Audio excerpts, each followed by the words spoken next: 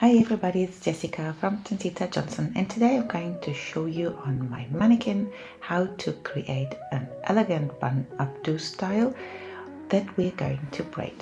For this I'm doing a ponytail, and the ponytail is more or less in the middle of the wear of your head. So make not a too high one, then loosen up the hair tie, bring your fingers through and then pull the whole ponytail sidewise behind the hair tie.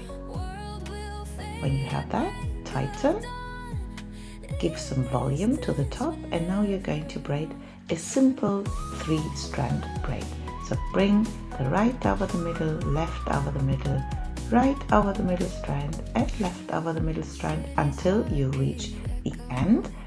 Then we are going to pull carefully the outer edges, and now when it's tied together, you're just folding it inwards and pin it in place. I'm using 3 to 4 bobby pins, and that's the final result. Let me know in the comments down below what you think. Don't forget to subscribe, and I hope to see you back very soon. Bye bye. Thanks for watching.